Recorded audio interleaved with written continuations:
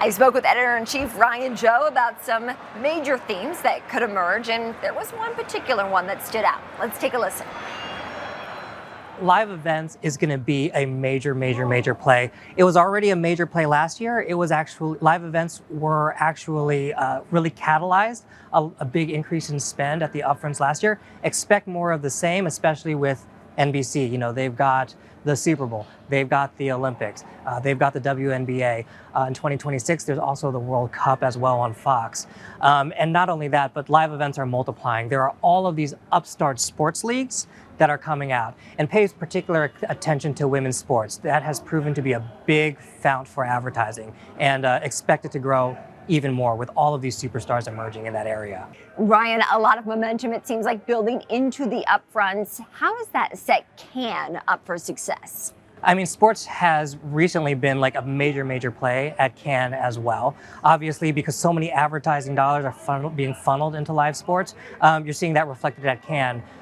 One holding company, Stagwell, has leaned especially hard into it. Their entire presence at Cannes over the past couple of years has been something called Sports Beach, and that's basically entirely focused on sports and having sports stars over there. For instance, they had the Kelsey brothers there last year.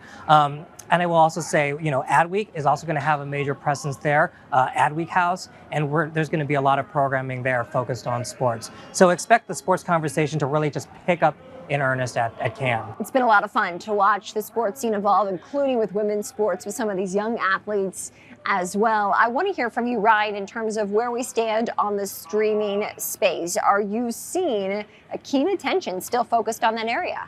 Oh yeah, absolutely. I mean, and just to kind of like tie the conversation back to sports, you're noticing how all of these sports deals have been going into streaming as well. So, so the streamers have definitely been looking to take their slice of the ad pie.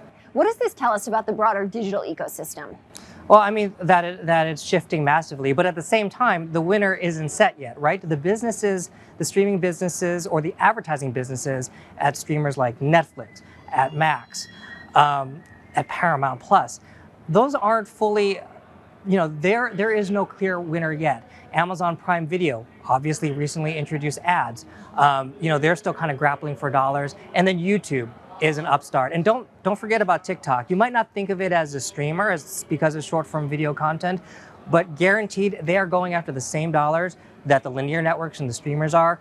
You saw that actually last year with its deal with Nielsen to measure how ads perform on TikTok. Not a coincidence. They're going after those dollars. What is the approach that advertisers are taking when it comes to TikTok and questions about its future? Honestly, wait and see.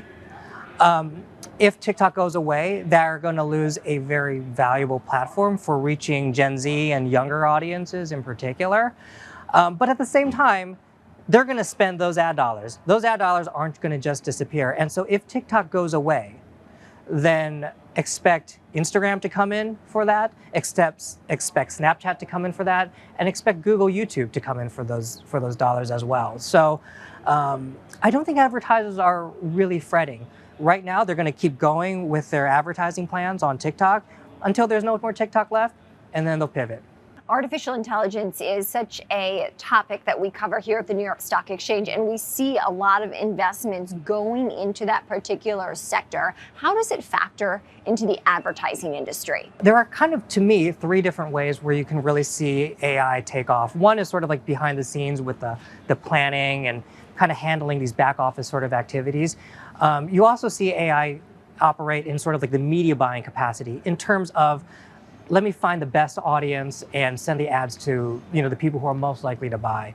And then you have it on the creative front, where it's sort of like taking the sketches and generating new ideas without having to kind of spend a lot of time on the labor. So right now, I think the biggest benefit is cost savings, and where people are really interested in what's called agentic AI, which is the AI serves as sort of like the agent. You tell it to do the task, and it does it for you.